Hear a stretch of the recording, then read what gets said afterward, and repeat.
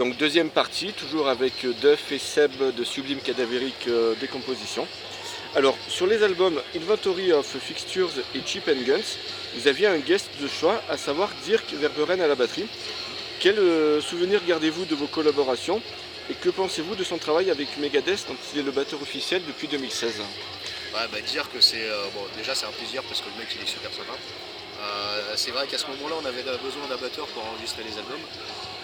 On se connaissait un tout petit peu et en fait on a pris contact et c'est vrai que c'était un plaisir de le faire avec lui parce que lui en fait à la base, même s'il est batteur de Megadeth, c'est un mec qui vient justement du grindcore et il adore cette musique là. Donc ça l'a intéressé de le faire et nous c'était aussi un plaisir de le faire avec lui évidemment. On a appris à se connaître surtout sur l'enregistrement d'Inventory of Fixtures. Donc où il est venu enregistrer en studio avec nous, on a passé du temps vraiment bien sympathisé. Donc en dehors même de faire l'album avec lui, c'était un peu la rencontre qui était très sympa. Sur l'album suivant, du coup, on a eu l'occasion de le refaire encore avec lui.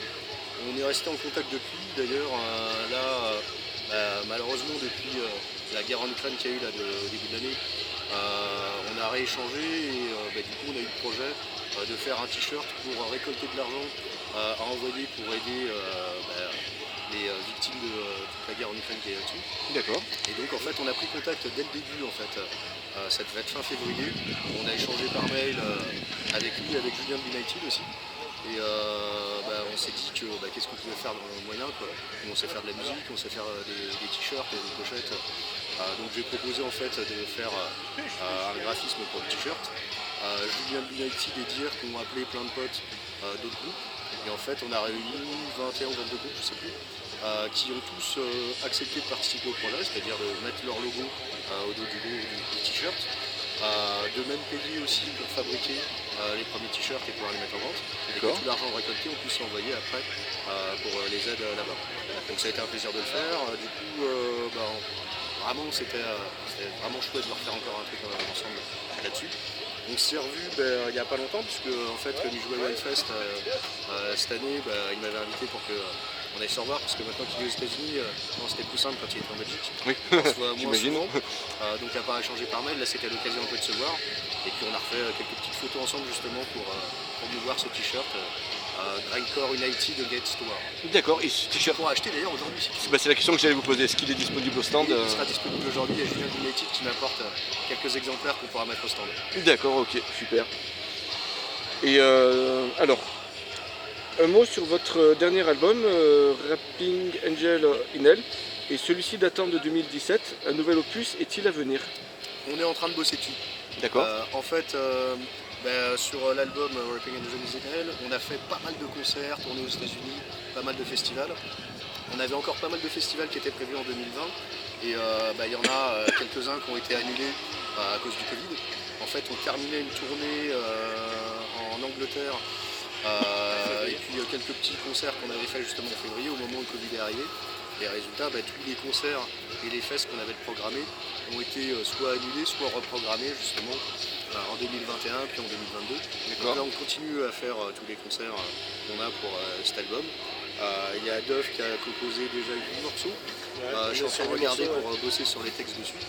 Donc, et je pense qu'après le Motocultor, on va certainement se concentrer pas mal là-dessus pour essayer de préparer un nouvel album. Et puis il y a les morceaux de Thomas qui vont arriver. Du guitariste. C'est la collaboration qu'on va faire autour parce que là on est en train de...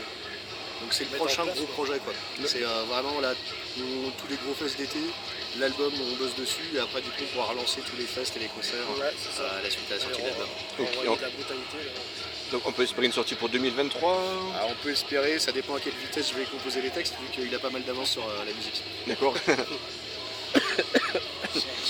Alors, pour l'album Rapping Angel in Hell, vous aviez Kevin Foley à la batterie. Ouais. Alors, pareil, donc un mot sur son travail. Et toujours pour créer un lien avec une précédente interview, avez-vous pu écouter ce qu'il a fait sur Simple Appareil de Lofofora? Alors ouais, alors pour le coup, Kevin Foley, il a fait un super boulot. Donc on l'a fait un petit peu parce qu'il l'a enregistré à Lyon, nous on est sur Paris. Mais on avait échangé, il y a le guitariste qui était passé à Lyon aussi pour bosser avec lui. Et c'est un super batteur, donc il a fait vraiment un très bon boulot. Après sur l'Ofofora, c'est vachement bien, c'est quand même un style très différent de ce qu'on fait. Oui, ce qu'on oui, fait nous. Donc moi je t'ai dit, hein, moi je reste dans une scène qui est quand même très cadrée, donc c'est vraiment autre chose. Mais non, c'est très bien, c'est un super batteur. Le mec est pas très open en fait. Non, moi je suis assez... Mais il aime bien Pearl Jam. Pas de religion. Alors, Daguilar étant visiblement présent dans le groupe de 2003 à 2006 et 2011 à 2019, du coup, pourquoi est-ce que c'est pas lui qui assure les parties de batterie sur les albums? Parce qu'en fait, souvent, alors il y avait souvent des projets à côté, donc il a quitté le groupe, il est revenu, et au moment où on composait, donc on a fait pas mal d'albums où on composait avec lui, mais au moment où on arrivait sur les fins de compos, les préparations d'albums, il n'était plus là comme batteur, donc en fait, on a regardé avec les potes qu'on avait, et on avait heureusement des potes de qualité, parce que Oui, on va dire Björn, Kevin, ça va quoi. Et là sur le prochain album il sera plus là, donc ça va être Matt qui va l'enregistrer. D'accord, donc c'était des questions de timing tout simplement. Quoi. Ok, alors Rapping Angel Inels était-il un besoin de revenir à quelque chose de plus gore grind tout en gardant un côté Martin et Death? Ouais, en fait on avait essayé, je te dis, de mettre sur Inventory principalement, d'aller essayer d'explorer un peu le truc Crust qu'on faisait moins sur les premiers albums. On a fait même sur Chip and Gun, c'est peut-être un peu plus death même, mais après on retourne à ses premières amours d'un moment. Ce qui a poussé vraiment à faire le groupe, ce qui est les influences quand même qui sont les principales pour moi, c'est ça que j'avais envie de retrouver aussi bien sur les graphismes que sur les textes, que sur l'ambiance générale. Donc le côté retour au porno gore grind, c'est notre ADN à la base. C'est dégueulasse. Alors, entre vos débuts, la démo, le split avec Roth et Rapping Angel Inels, quel regard portez-vous sur votre chemin parcouru? Voilà, on est content. Le plus important en fait, c'est, pour moi, c'est de durer. C'est-à-dire qu'à un moment, le fait, là ça va faire plus de 26 ans, on a commencé en février 96, donc ça fait plus de 26 ans que le groupe existe. Je l'avais dit même dans des interviews que j'avais fait au Hellfest en 2019, c'était à l'époque on n'imaginait même pas le Covid quoi.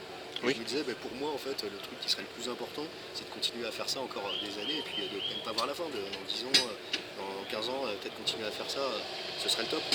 Et là aujourd'hui c'est un peu ça qui est pour moi ce qui est peut-être la plus grande réussite du groupe, c'est d'avoir réussi à se renouveler, à être toujours présent et à toujours avoir l'envie de s'éclater comme ça, à faire les albums, les concerts, et de s'éclater ensemble de faire quoi. Ok, donc vous avez un petit peu anticipé sur la question suivante. Pensez-vous que 26 ans plus tard, vous seriez toujours là comme des vétérans? 26 ans, alors j'ai 48, ça va commencer à être... allez, je me le mets comme objectif, c'est la deadline que je me mets grâce à toi. Enfin deadline, non, je sais pas, on peut dire deadline. Mais être comme objectif de tenir encore 25 ans. Encore 25 ans. Ah oui, très bien, très bien. Ok, y a-t-il une de vos productions qui a été plus formatrice que les autres? Un album, tu veux dire?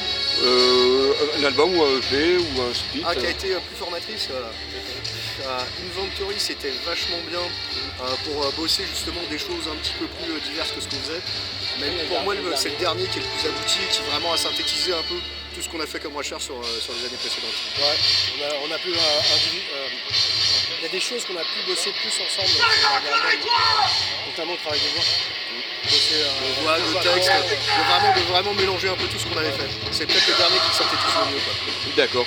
Alors, cette interview sera diffusée dans Margot PDF, donc visiblement vous connaissez le webzine et Benoît. Si vous pouvez... Salut Benoît. Voilà, est-ce que vous avez un petit mot à lui dire ou Eh ben écoute, encore un plaisir de faire un truc avec toi, et puis j'espère que ça te plaira aussi. Alors, pour terminer, si vous voulez bien, quelques questions stupides. Vas-y. C'est très stupide. Alors, Seb, vous utilisez le growl comme technique de chant. Que pensez-vous de celui qui a inventé le style, à savoir le chanteur des Foo Fighters? Dave Grohl. Oui, d'accord. En fait, déjà, je fais des voix de peu différentes. Je fais aussi des emails, je fais des voix arrachées, des voix plus death. C'est un peu tous les mélanges. Après, sur Dave Grohl, moi j'aime bien aussi death. D'accord. C'est un style qui est quand même très différent. Bien sûr. Mais ça fait partie du spectre des trucs que je peux écouter quand même et que j'aime bien. Ok. Donc, toujours concernant le growl, mon chien m'a posé une question pour vous. Il m'a dit vous comprendriez. Est-ce que vous êtes de son avis? Alors c'est que lui comprend les paroles de nos premiers albums, contrairement à tout le reste de notre public. Alors, Duff, comment s'est passé votre retour au sein de Guns N' Roses? Moi, bah, c'est bien, ils m'ont donné plus de whisky. Et j'ai kiffé. D'accord. Et au niveau des Simpsons, qui utilisent votre nom pour leur marque de bière, est-ce que vous leur avez tenté un procès? Ah non, j'ai pas eu le temps. Je suis sur un autre truc. Mais quand je vais leur mon petit procès là que je leur prépare, ah, ils vont raquer pour ma gueule. Alors, Seb, on voit votre nom de famille mentionné nulle part. Est-ce que c'est parce que celui-ci est C'est bien ou un truc du genre? Non. Non, mais alors c'est vrai que même dans le début du groupe, en fait, aucun des membres du groupe, c'était que les prénoms qui étaient mis. Et en fait, c'est resté comme ça parce qu'aujourd'hui, en fait, celle de Sublime, ça suffit. Quoi. Ok. Ferez-vous un jour un album qui reprendra vos plus grands succès en pop gore? Non. Non. Clair et net. Voilà, et trouvez-vous toujours aussi sublime la décomposition des cadavres ou est-elle plus goulayante? Alors elle m'inspire toujours et d'ailleurs je suis en retard sur les textes pour le prochain album, mais sur les graphismes il y a déjà les pochettes qui sont prêtes. Ok, ben alors je vais vous remercier. Est-ce que vous auriez un dernier mot pour la fin? Et ben merci à toi et puis merci à tous les fans qui vont regarder l'interview et puis on se voit bientôt en live. Restez brutal. Hein. Ok, ben alors, bon concert pour ce soir et merci à vous. Ah merci, ciao. Ciao.